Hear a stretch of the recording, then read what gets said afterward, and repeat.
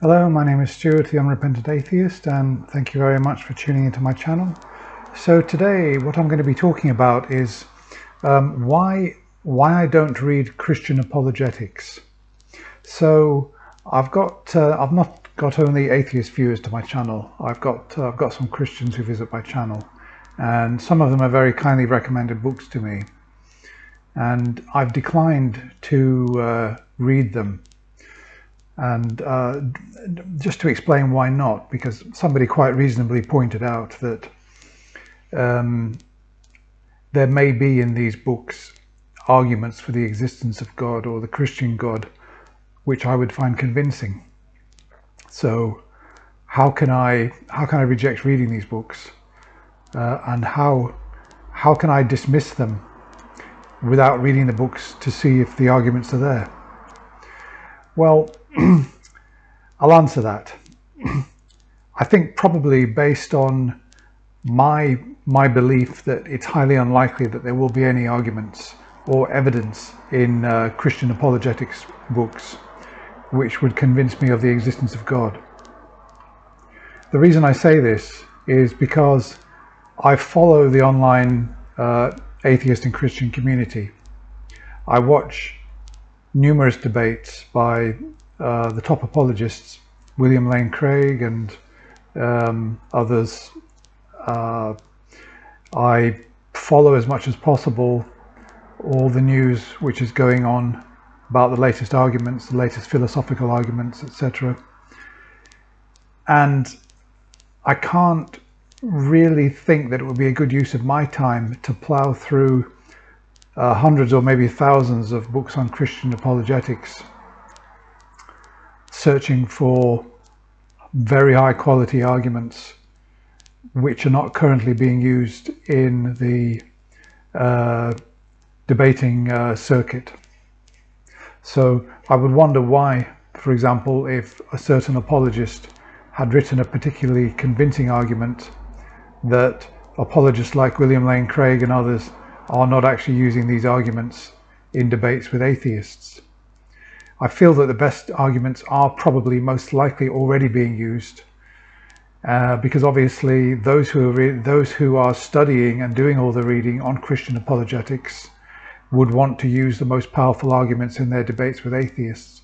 So I think I can probably fairly safely say that there won't be any books out there written by Christians who probably on the whole are really already preaching to the converted. So I would think that the typical audience for a lot of the books, they're really aimed at a Christian audience for, I don't know, inspiring them or boosting their faith. But in terms of actually convincing atheists that A, God exists, and that B, Christianity is a true religion, I find it very, very hard to believe that there are any books out there that would present me with anything which I haven't already encountered. So, and there's just a practical issue as well, that I've only got so much reading time. So on the basis that a Christian could tell me to go out and read, you know, 3 best books on Christianity, a Muslim could come to me and say, well, you don't accept Islam because you haven't read this apologetics, or you haven't read this book on Islam that really explains it, and then you would believe. And then there'll be a Hindu that says, well, yeah, but don't forget me, you'll have to read my books too. And there'll be Jains, and there'll be Sikhs, there'll be Buddhists, there'll be Zen Buddhists, etc. There'll be Scientologists, and they'll all want me to sit reading a huge stack of books in order to be convinced that their religion is true.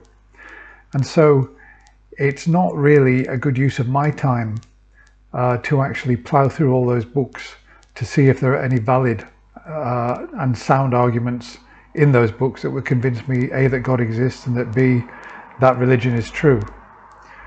I think that I'm probably correct in letting the experts find the best arguments and then present them in the international arena, either the academic arena or the community, as we see on the atheist experience. For example, if a Christian had read a particularly convincing argument in one of these books, come onto the Atheist Experience.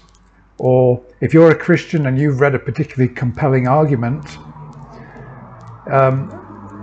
below is the place to convince me that your God is real, not requesting that I read a stack of books on Christian or Muslim apologetics, because obviously I'm not going to do it, and I've given my reasons that if the arguments were really there, people would be harvesting them from those books and using them in the online community on the Atheist Experience, or I would presume hear about any particularly strikingly strong arguments.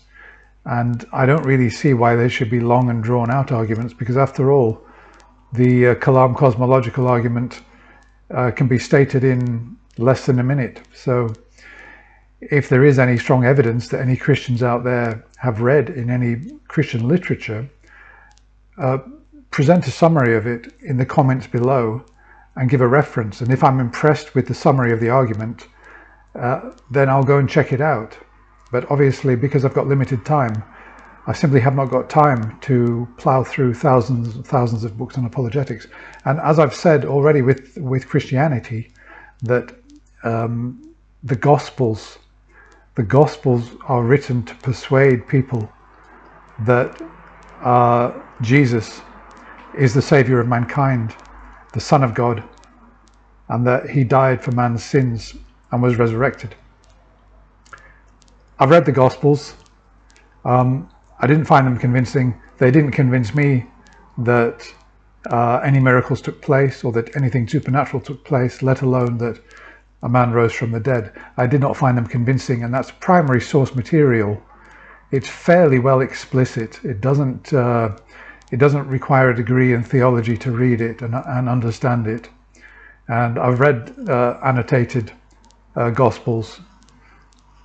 So if the Gospels are not going to convince me that God and the God of the Bible is real, I think it highly unlikely that any apologetics, any of the Christian literature which is out there is actually going to convince me of the truth of your religion. So, as I said, if you know of any arguments that you've gleaned from these books, if you could summarize them below in the comments section, and I'll take a look at it. Of course I will. And occasionally people do summarize arguments, but I tend to have heard them all already because they're already being used and reused. And I've watched probably every Atheist Experience episode from, I don't know, show 100 all the way to the present day. A lot of them I've watched more than once, and I've made a mental note of all the arguments. And there's nothing terribly new or convincing there.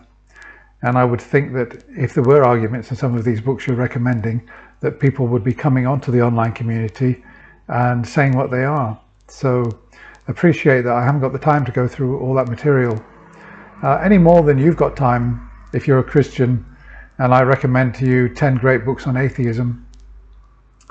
I'm not going to argue to you, well, the only reason you're not an atheist is because you haven't been through all the material on atheism. Of course, I'm not going to be so arrogant as to argue that, because I understand that you will have done your research as a Christian, and you will have either found atheist rebuttals of theist arguments convincing, in which case you would become atheist, or you've not found them convincing for whatever reason. So if I can understand that you already know most of the arguments, and that you also would rely on people at the top, that the best ideas will naturally rise to the top of the pile, and that the best people, not the best people, but the top people, like say Matt Dillahunty and Sam Harris, and some of the other big names in atheism, would actually be using rebuttals to Christianity, which would convince Christians that their religion is not true. I accept that it's enough for you to watch and keep abreast of the debates in order to understand what is going on in the world of atheism.